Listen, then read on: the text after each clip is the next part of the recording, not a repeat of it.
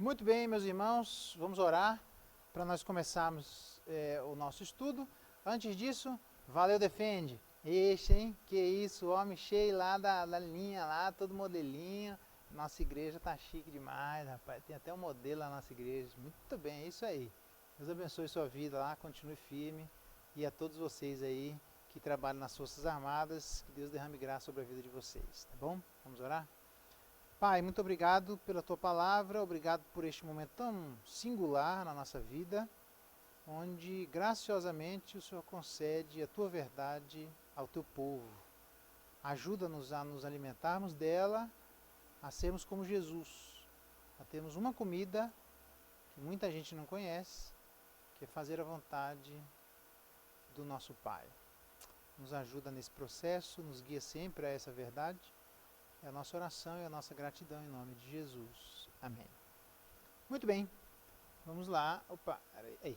Deuteronômio capítulo 4, ainda sobre ansiedade e angústia. Eu estou pegando aqui como sinônimo, tá bom? Sempre vão ter gente que vai colocar que é um pouco diferente. Claro, ansiedade se escreve de um jeito e angústia de outro. Essa é a diferença, tá? Sempre vai ter uma diferencinha aqui e acolá, mas em linhas gerais são iguais.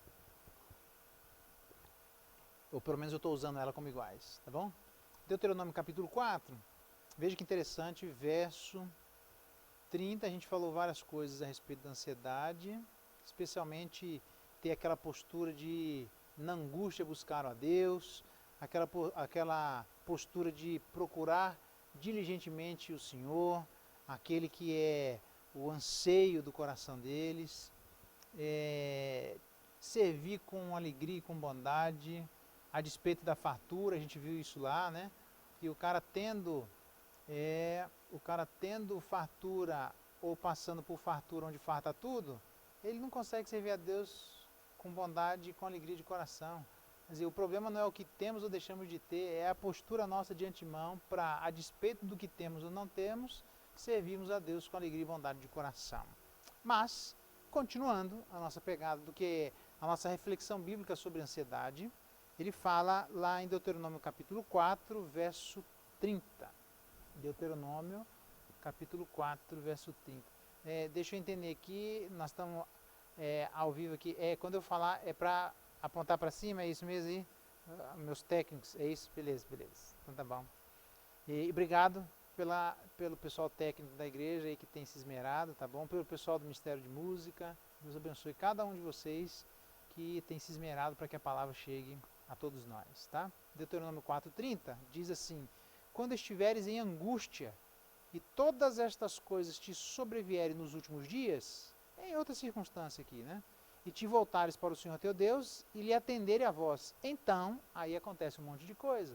Então a gente não pode desconsiderar, jogar fora, desprezar, ignorar, fazer de conta que não existe, pensar que essa não é uma possibilidade real, uma possibilidade verdadeira, algo que Deus queira fazer com a vida de todos nós à luz da angústia, que é o que ele diz: voltares para o Senhor e atenderes a voz de Deus. Por quê? Porque a verdade é que a gente é duro de coração. A verdade é que esse povo de Deus nem sempre tem, pelo menos historicamente falando, em sua maioria, tem dificuldade de se voltar para Deus. Parece que Deus precisa dar uma apertada para a gente poder voltar para Ele. Todos nós, eu estou no mesmo barco, né? Então, pedir graça de Deus para, quando a angústia se apertar, dizer: Deus, tem misericórdia, me ajude a atender a sua voz, me ajude a voltar para si. Olha o que ela fala.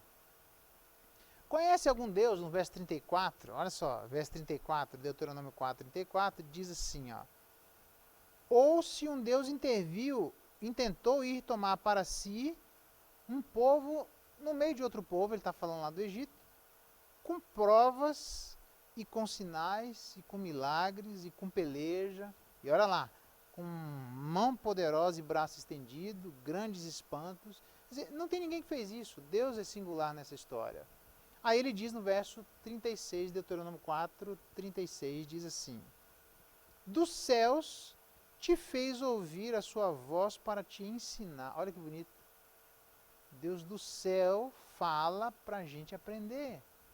A gente ouve a voz celestial. Quando é que a gente ouviu a voz celestial? Quando Deus fala com a vida de Moisés. Ele diz lá: sobre a terra te mostrou o teu grande fogo, do meio do fogo ouviu a tua voz.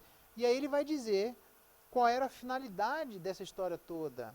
Ele diz lá em Deuteronômio 4:39. Quer dizer, Deus aperta, Deus acocha, traz angústia, ansiedade, para ouvir a voz, para atender a voz, para ensinar a vida do povo. E aí ele diz lá no verso 39, por isso hoje saberás e refletirás no teu coração. Às vezes o que falta na ansiedade é isso. E a gente parar, tentar saber e refletir sobre o que está acontecendo. Eu me lembro da vida de Maria, quando as profecias iam até a vida de Maria, ela falavam a respeito do Messias, do Filho de Jesus Cristo, e diz assim o texto, e Maria guardava essas coisas no coração. Ela refletia sobre isso. O que é que será que vai ser esse menino? Que particularidade toda é essa? Que grandeza é essa que a cada dia mais se descortina diante dos meus olhos? Precisa aprender a refletir. E a angústia, Deus fez isso. Fez o povo refletir. Refletir o quê? Que só o Senhor é Deus em cima no céu e embaixo da terra e não tem outro. Aí você obrigatoriamente se lembra das palavras de Pedro, quando Jesus vira para ele e diz assim, você quer ir embora, como todo mundo? E ele diz, para quem iremos? Só tu tens as palavras de vida eterna, não há outra possibilidade. Então é isso que Deus espera, que haja uma reflexão e o entendimento de que da unicidade de Deus, da exclusividade de Deus, de só existir um Deus, porque só existe um que está vivo. E aí ele diz então, reflita isso no coração, e continua o texto, guarde, pois, os seus estatutos e os teus mandamentos que hoje te ordeno. No final das contas, Deus mostra para a gente um jeito de viver a vida e diz, faz desse jeito. E a gente é igual filho, a gente quer fazer de outra forma, quer fazer de outro jeito, quer inventar moda, não inventa moda. Deus quer falou para fazer daquele jeito, faz daquele jeito. O problema é que a gente não faz, e aí vai crescendo a angústia no nosso coração. E Deus deixa que ela se estabeleça, às vezes, para notar a falta de reflexão que existe no nosso coração. No final das contas, para a gente se voltar para Deus e guardar os mandamentos de Deus. Ok? Continuando, não só isso. O outro texto é de 2 Crônicas. Lá, 2 Crônicas, capítulo 15, verso 1 em diante. 2 Crônicas, veja que texto, é um texto bem interessante. 2 Crônicas, capítulo 15, verso 1 em diante. Veio o Espírito de Deus sobre Azarias, filho de Odede. Verso 1. Este saiu ao encontro de Asa, ele disse, ouvi-me Asa e todo Judá e Benjamim. O Senhor está convosco, enquanto vós estáis com ele. Se o buscardes, ele se deixará achar. Porém, se o deixardes, ele vos deixará. Israel esteve por muito tempo sem o verdadeiro Deus, sem sacerdote que ensinasse e sem lei. Olha que tristeza isso. Viver desprezando Deus, deixando Deus e vivendo desta forma, sem o verdadeiro Deus, sem um sacerdote que possa nos ajudar e sem alguém para ensinar a lei. Lógico que agora no Novo Testamento, todos nós somos sacerdotes. Nós precisamos de alguém que nos ensine a lei. Alguém, aí você vai dizer, mas época da graça. Não viaja, velho, nós não somos dispensacionalistas, tem nada a ver com isso. Tem a ver com o fato que a lei moral de Deus continua, tem a ver com o fato de que a gente vai obedecer por gratidão, tem a ver com o fato de que Deus governa o mundo através das suas leis morais, a graça não eliminou nenhuma delas, e é uma bênção de Deus, e elas são leves, e elas é quem deve dirigir a vida de todos nós. São marcos, não remova os marcos antigos que colocaram vossos pais. Elas são marcos, são postes, são elementos norteadores da nossa vida. Portanto, a gente precisa de Deus, precisa de sacerdote, precisa que ensine a lei. Já que nós somos os sacerdotes, nós aprendemos com o sacerdote maior. Mas já que o sacerdote maior não está aqui, o sacerdote maior nos ajuda levantando pastores que nos pastoreiem com inteligência e sabedoria. E Deus coloca então na vida de pessoas pessoas que sabem um pouco mais para ensinar pessoas que sabem um pouco menos. No final das contas, para as trocas das experiências, à luz da verdade de Deus, ser um grande elemento instrutivo na vida de todos nós. Aí diz o texto, mas o que tem a ver com a ansiedade e a angústia? Está escrito aí no verso 4. Olha lá. Mas quando na sua angústia eles voltaram ao Senhor Deus de Israel e o buscaram, foi por eles achado. Olha que bonito. Eles ficaram sem Deus, fazia cada um o que queria. Quando se voltava para Deus, Deus se deixava encontrar. E ainda é assim. Ainda há espaço para nós buscarmos a Deus, voltarmos para Deus e Ele se deixar encontrar. No final das contas, continua ele no verso 6 de Deuteronômio, capítulo de 2 Crônicas, capítulo 15, verso 6, diz assim: porque nação contra nação e cidade contra cidade se despedaçavam, porque Deus os conturbou com toda sorte de angústia. Deus mesmo que deixou isso lá. Confusão de cidade com cidade, guerra no meio da cidade, toda a insegurança que jurídica, pessoal, alimentícia, que essas coisas trazem, Deus deixou que é para o povo aprender. Toda sorte de angústia, diz o texto, sede fortes, não desfaleçam as vossas mãos, porque vocês vão ter a recompensa. Ouvindo a asa, para ser forte em meio de um monte de angústia, para não desfalecer a mão em monte de toda sorte de ansiedade, diz ele, a asa, no verso 8, essas palavras, ouviu, filho de Oded, cobrou ânimo, para quê? A gente precisa aprender isso. Em momentos assim, quando a angústia se estabelece, o que aconteceu? Ah, tá.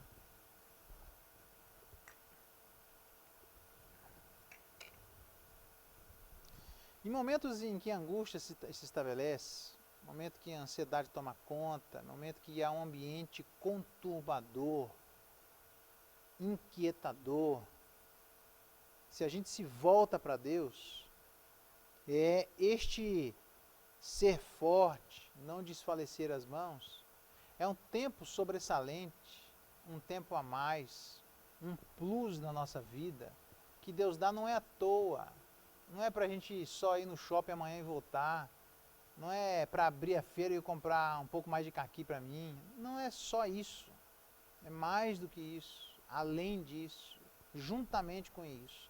A gente aprender a olhar para a nossa vida e ver e fazer as coisas que eles viam e faziam. Lançou as abominações fora de toda a terra de Judá e Benjamim. Tinha coisa para mudar na vida deles, tinha coisa para mudar na terra de Judá e de Benjamim, tinha muita coisa que precisava ser jogada fora.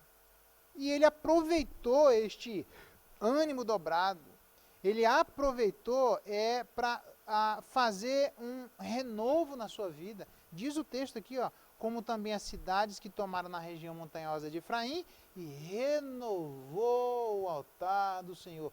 E eu não me iludo com esse negócio de Covid, cova, sei lá o que vier por aí. A minha questão é a postura que eu e você vamos tomar diante de circunstâncias conturbadoras. É recobrar um ânimo, é se voltar mais ainda para Deus, mas é olhar para dentro da nossa casa, é olhar para dentro do nosso coração, como o próprio texto do Antigo Testamento nos remete ao fato de que existem ídolos do lar. E às vezes aproveitar esse plus que Deus está dando de toda sorte de angústia, de toda inquietação existente, de toda falta de sono, de toda dificuldade para trazer o alimento para a nossa casa, que diga-se de passagem, Deus já havia dito isso lá em Adão, que você vai aprender agora a trazer com o suor do rosto, a inquietação do seu coração, o sustento para a sua casa. Não é novidade isso. Isso foi culpa nossa, irmão. Foi erro nosso. Pisamos na bola, a verdade é essa. Então a gente tem que se voltar para Deus e olhar para as nossas terras, para a terra de Judá e Benjamim, para os nossos Judás e Benjamins, para a região montanhosa de Efraim, para as nossas regiões montanhosas dos nossos Efraíns e renovar o altar do nosso Deus. Eu quero ver quando acabar esse negócio do Covid, eu quero ver o ânimo dobrado, eu quero ver a vida renovada, eu quero ver esse renovo no altar do nosso coração e vir um povo, ainda que a despeito do inverno chegando, mas com o coração mais aquecido. do frio chegando, mas com a alma mais quente, das pessoas distantes, mas nós mais próximos, da inquietação acontecendo, mas nós, como Davi, por que te inquietas, ó minha alma? Por que te perturbas dentro em mim? Aquieta em Deus, espera em Deus e ainda louvarei. É vindo com mais confiança, com mais fervor, com mais santidade, com mais alegria de coração, com bondade na alma, com generosidade na vida de cada um de nós, servindo a Deus assim, a despeito de qualquer circunstância de fartura, de abundância ou de escassez, aprendendo a viver em qualquer situação, onde Deus há de abençoar a vida de todos nós, para renovarmos as coisas que precisamos, voltarmos na extensão necessária que for, porque aqui ele se volta para a região montanhosa de Efraim, ele se volta para as abominações de toda a terra de Judá e Benjamim. Às vezes as coisas se alastraram no nosso coração, às vezes as coisas se alastraram na nossa vida, às vezes elas se enraizaram nos ambientes familiares. Estas coisas precisam ser renovadas, que em cada um de nós, aproveitando estes momentos de inquietação, para renovarmos na extensão de onde essas coisas tomaram conta, diante de Deus, para que o nosso coração tenha um renovo no altar do Senhor. E aí fazemos o que Deuteronômio diz. Deuteronômio? Oh meu Deus, eu estou com Deuteronômio na cabeça. 2 Crônicas, capítulo 15, verso 12. Diz assim, 2 Crônicas, capítulo 15, verso 12. Depois de todo este renovo, entraram em aliança de buscarem ao Senhor, Deus de seus pais, presta atenção, de todo o coração e de toda a alma. Provérbios já vai dizer isso, a gente tem que voltar para Provérbios. Confia no Senhor de todo o coração e de toda a alma, e será isso saúde para o teu corpo e refrigério para a tua alma. É só voltar e prestar atenção. Todos nós podemos ser parciais. Todos nós podemos servir a Deus divididos. Todos nós podemos servir a Deus como um homem de duas almas. Um homem inconstante em todos os caminhos, homem de ânimo dobre. Não suponha esse homem que alcançará do Senhor alguma coisa, já dizia Tiago. A gente deve buscar Deus com alegria, com confiança. É o Deus de nossos pais, de todo. Então, a minha palavra, sempre isso volta. A minha palavra aqui também é para a segunda geração. Você que está me ouvindo aí, que são filhos de pais crentes. Preste atenção, porque era isso que acontecia. A segunda geração se perdia. A despeito do que fez a primeira geração, às vezes queria copiar naquilo que era para ter jogado fora. Queria repetir naquilo que não era para repetir. Queria voltar naquilo que não era para voltar. Queria fazer aquilo que não era para ser refeito. Então, ele diz, olha, o Deus de nossos pais. Se você é filho, seu pai era crente, se seu pai ainda está vivo, sua mãe ainda está viva, você se perdeu, volta para o Deus de seus pais. Volta de todo o coração, volta de toda a alma. Para de ficar se escondendo nas fragilidades do pai e da mãe. Se eles fizerem errado, joga fora. Como diria João, imitar aquilo que é bom, deixa aquilo que não presta de lado. Como diz a própria Bíblia, reter o que é bom, joga fora o que não presta, inclusive na vida de nossos pais. Se a gente for ficar nessa, tem um monte de gente que não vai sair do lugar. O que eu e você precisamos aprender a fazer é aquilo que Deus falou a Abraão. Sai da sua casa, da sua parentela. Por quê? Porque a família de Abraão era idólatra. Então, se seus pais não serviam a Deus, larga a mão de seus pais. Se seus pais serviam a Deus e você não servia, volta para o Deus de seus pais. Mas aprende a renovar o coração de toda a alma e aí fazer o que o verso 15 diz de 2 Crônicas 15. 15. Eita, filé, hein? 2 Crônicas 15 está fácil. Todo Judá se alegrou por motivo deste juramento, porque de todo o coração eles juraram, de boa vontade buscaram o Senhor, e por eles foi achado. E o resultado? E o Senhor lhes deu paz por toda parte. Irmãos, se houver esse desejo do nosso coração, quer sejamos pais, quer sejamos filhos, quer os nossos pais sejam modelo ou fossem modelo para nós, ou quer não, O que importa é que todos nós precisamos sair dessa conturbação de toda parte, dessa inquietação de toda sorte que eventualmente tem acontecido no nosso momento, em nossos dias, nos voltarmos a Deus, ao Deus de nossos pais, primeira e segunda geração, voltarmos com alegria, com fervor na alma, com o coração queimando, renovando o altar, e aí a gente vai buscar Deus de boa vontade e Deus vai se deixar encontrar. Porque não há nenhum texto que diga que aqueles que se voltam para Deus, Deus não se volta para eles. Aqueles que se voltam para Deus, o próprio Jesus Cristo diz isso. Aquele que vier, eu não lançarei fora, porque ele veio porque o Pai o trouxe.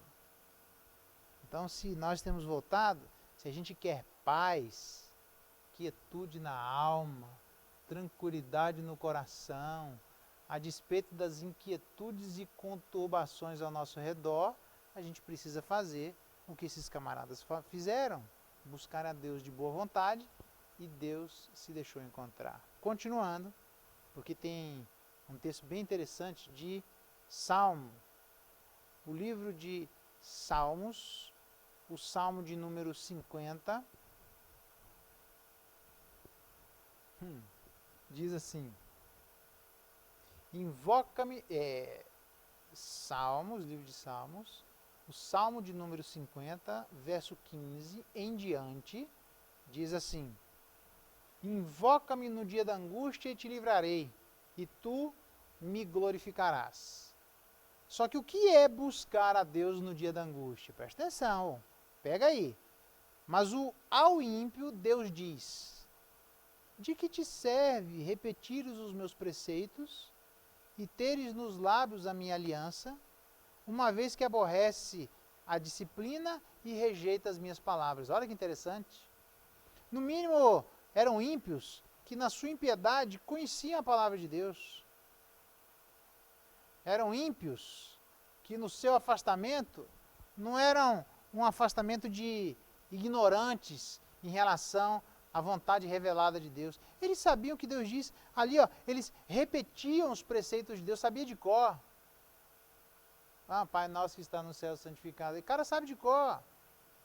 João diz não sei o que lá, não sei o que lá. O cara sabe de cor. João 3,16, mas Deus morreu e enviou seu Filho ao mundo. Blá, blá. Deus sabe de cor. Tem um monte de gente que sabe a Bíblia de cor. Ele diz lá, teres nos lábios a minha aliança. Você falar da aliança, ele fala de cabeça. O problema não é só falar as coisas de cabeça. O problema é que elas não se coadunam com a prática. São inconsistentes, incoerentes, distantes, vida dupla, são dúbios. Diz o texto lá, eles aborrecem a disciplina e rejeitam as palavras. De que forma? Na prática isso se dá. Olha que interessante. Se tem um ladrão, você se compraze nele. Se tem adúltero, você se associa com ele. Se tem, solta a boca para falar o mal e a língua trama engano. Se senta para falar contra o teu irmão e difama o filho da tua mãe, o teu irmão. Tens feito estas coisas, e eu me calei até agora, diz o Senhor. Pensavas que era tu igual, mas eu vou te arguir, eu vou te perguntar sobre isso, eu vou colocar essas coisas à tua vista mesmo. Por quê? Considerai, pois, isto. Vós vos esqueceis de Deus, para que não vos despedace, sem haver quem vos livre. Vós vos esqueceste de Deus. Mas eles tinham os mandamentos de Deus na cabeça e eles tinham nos lábios a aliança. Então, se esquecer de Deus, não é se esquecer da palavra, não é ter ser um desmemoriado em relação àquilo que a palavra de Deus diz. Eles sabem aquilo que a palavra de Deus diz. Mas na prática está completamente diferente. É vida de ímpio. É gente que fica soltando a língua só para falar o que não presta. Só para falar, se associando com gente que tem práticas que todos nós sabemos que Deus condena. Em vez de lutar no seu próprio coração, em vez de lutar na sua própria alma, para buscar aquilo que é próprio daqueles que andam com Deus, que tem o Espírito de Deus, que tem o fruto do Espírito de Deus, que é o domínio próprio. a longanimidade, a paciência e por aí vai. Então, o que é invoca-me no dia da angústia e Deus livrar? É ter nos lábios a aliança, é sim repetir os preceitos, mas não aborrecer a correção. Deus coloca alguém do nosso lado e diz, Geraldo, não é desse jeito. Você pensa, rapaz, não é que eu estou fazendo errado mesmo? Então não é assim. Não é só aborrecer e não rejeitar as palavras. Geraldo, mas o que você está falando de cabeça? Eu me lembro de um camarada que pisou na bola, eu nem vou falar o nome porque não me interessa, mas era público, né? E as pessoas diziam para ele, fulano, vai ler os teus livros, vai ler o que você escreveu, preste atenção no que você está falando. Porque ele mesmo disse, a verdade que eu preguei se voltou contra mim. Então, não rejeite a disciplina e a aliança. Quando Deus coloca alguém do nosso lado, diz, Geraldo, não é desse jeito, fulano corrige a tua vida, te endireita. E não só em relação à nossa própria vida, mas cuidado com as nossas opiniões sociais. Olha para um ladrão e diz que está tudo certo, olha para um adulto e diz, eu vou andar junto com você. Está errado. A gente precisa corrigir isso na nossa vida, mas também a gente precisa prestar atenção nas nossas opiniões sociais. Um ladrão está errado? Está errado. Isso. Soltar a língua para falar mal está certo? Está errado, irmão. Isso. Falar contra, tramar enganos, está certo? Não, está errado, irmão. Isso não é para a gente fazer. Ai daqueles que escondem no coração aquilo que eles tramam. Deus sonda os nossos corações, cai fora. Larga a mão de ser um Ramã da época pós-neotestamentária. Deus vai descobrir e a forca que a gente montar vai se voltar contra nós mesmos. O buraco que a gente cavar, a gente vai cair nele. Então, se a gente fizer isso, aí sim vai haver paz na nossa vida. Continua. Não só esse salmo, mas o salmo Jó, olha só que interessante, Jó 36, esse já é uma pegada que a gente já tinha, acho eu, visto, mas olha que interessante. Jó 36 diz assim, ao aflito livra por meio da sua aflição, e pela opressão, verso 15, né, eu falei, né? Capítulo 36 de Jó, verso, deixa eu ver se eu estou direitinho, é isso mesmo. Capítulo 36, verso 15, isso. Ao aflito livra por meio da sua aflição, e pela opressão lhe abre os ouvidos. Olha só. Pela opressão lhe abre os ouvidos. Às vezes a gente é crente e as veias do nosso coração espiritual, por causa de falar dos mandamentos e citar de boca, mas se associar com gente e fazer tudo errado, por causa dessa vida dupla, as gorduras do pecado vão enchendo as veias do nosso coração, e o jeito de Deus fazer um cateterismo na nossa alma é metendo opressão para cima de nós. Pela opressão e pela aflição, ele abre os ouvidos. Então, não quer ter os ouvidos abertos pela aflição? Então a melhor coisa é não fazer aquilo que o Salmo está dizendo. Não se associar com quem não deve, não ter aquela vida dupla, não ter aquela... prestar atenção na conturbação do nosso tempo, toda sorte de angústia, e fazer o que Deus está pedindo. Volta logo para Deus o mais rápido possível. Aí a gente evita com que Deus se utilize dessa instrumentalidade para abençoar a vida de cada um de nós. Lembrando, anota essa, eu vou falar isso até com temor no coração, porque eu sei que isso é verdade. Pode anotar, se for mentira, você joga fora. Pode até me cobrar. Mas veja se não está certo. Deus está mais interessado na nossa saúde espiritual do que com o nosso bem-estar. Vou repetir. Deus está mais interessado na nossa saúde espiritual do que com o nosso bem-estar. Sabe o que significa? Que se precisar fazer a gente sentir alguma dor para que a gente fique saudável espiritualmente, Deus vai fazer. Então, não quer sentir dor? É melhor aprender a ouvir o que Deus tem para falar, renovar tudo que tem para renovar, na extensão que Deus está mandando em toda a terra do nosso coração, e servir a Ele com alegria e com boa vontade. Quanto mais rápido a gente fizer isso, menos aflição e angústia a gente vai experimentar. Continuando, Salmo 66. Salmo de número 66. Eu gosto desse texto. Numa época... Só um pouquinho. Salmo de número 66, verso de número 13. A palavra de Deus diz assim: entrarei na tua casa com holocaustos, pagar-te-ei os meus votos, que proferiram os meus lábios, e que no dia da angústia prometeu a minha boca. Eita filé, hein? Antes de eu explicar aqui, que é autoexplicativo esse texto, né? Mas antes de eu falar dele, a Laura traz um pastelzinho para nós. Esse pastelzinho é filé, hein? Top de linha aí. Valeu, Laura. Obrigado, hein? Acho que a Laura precisa vir toda a gravação. A Laura tem que estar junto, hein? Vamos dar um jeito de aumentar o espaço Kids aí, porque sempre brota um pastelzinho aí. Mó filé do mundo, hein? Olha só. Na época do Holocausto, na época da angústia, é fácil eu e você prometermos coisas, passado estes dias, nos esqueçamos das nossas promessas e do que falaram a nossa boca. Então, se você falou, anota, irmão. Porque ele diz: eu vou pagar os votos que os meus lábios fizeram na angústia e que prometeu a minha boca.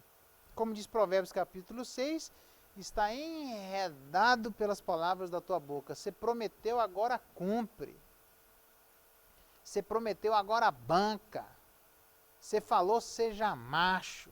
Ah, mas eu sou mulher, então seja macha. Né? Mas faz, velho. Volta lá. Cumpre aquilo que você falou.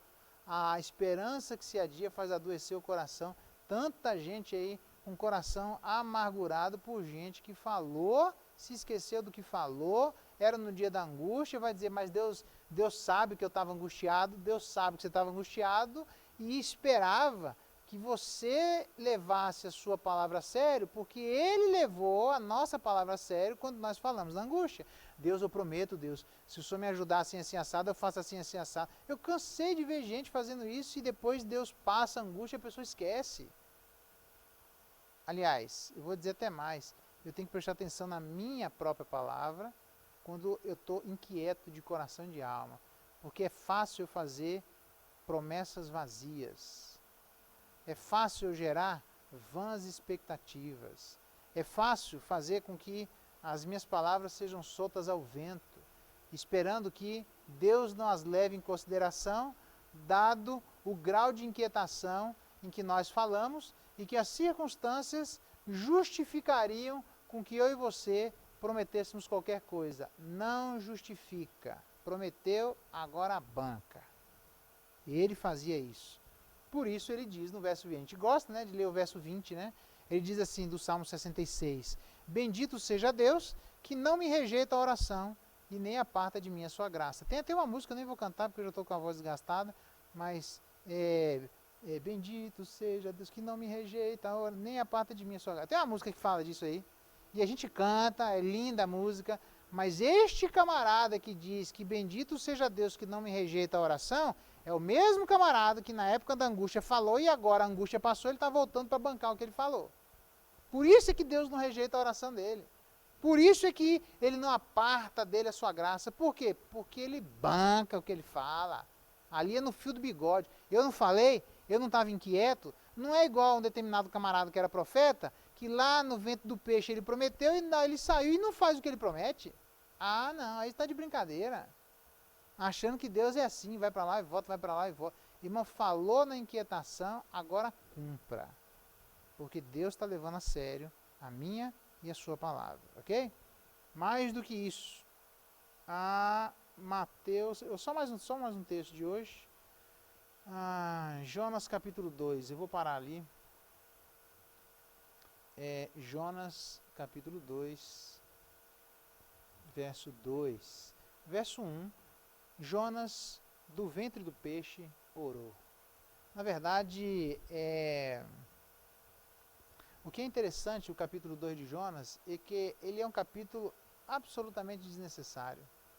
Ele está no ventre do peixe, pois é, mas ele não precisava estar no ventre do peixe. Esse capítulo aqui, ele não precisava ter vivido se ele fizesse aquilo que Deus mandou ele fazer. No capítulo 3, verso 1 de Jonas, ele diz assim: veio a palavra do Senhor segunda vez a Jonas dizendo, de novo, eu não mandei você ir lá para Nínive? Vai lá e prega. Aí Jonas faz aquela maracutaia toda, bababá, ele vai para o ventre, eu prometo, e ele vai lá e o peixe vomita ele lá. Aí a palavra de Deus volta para Jonas do mesmo jeito que no capítulo 1. Jonas, eu não mandei você ir lá? Agora você vai lá e faz o que eu estou mandando. É só isso. Agora preste atenção no ventre do peixe, o que Jonas fala? Eu orei ao Senhor e disse, na minha angústia clamei ao Senhor, e ele me respondeu, do ventre do abismo gritei, e tu me ouviste a voz. Eu acho fantástico esse texto. Eu vou terminar aqui. Primeiro porque a angústia se estabeleceu porque Jonas não era para estar no ventre do peixe. Ele achava que ia morrer. Os fundamentos da terra haviam passado sobre ele, ele achou, agora não sai mais daqui. Porque ele não cumpriu uma promessa que ele havia feito. Que promessa? Jonas era profeta, filho de Amitai.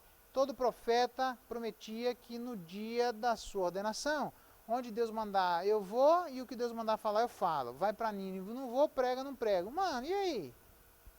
E a sua promessa da ordenação? E aquilo que eu mando? Você mesmo falou que faria. Eu estou mandando, você não vai. Aí vem o peixe e nós nos encontramos no lugar que nós nos encontramos. Então, a angústia estabelecida de Jonas é por um voto que ele quebrou. E nem foi feito no dia da angústia.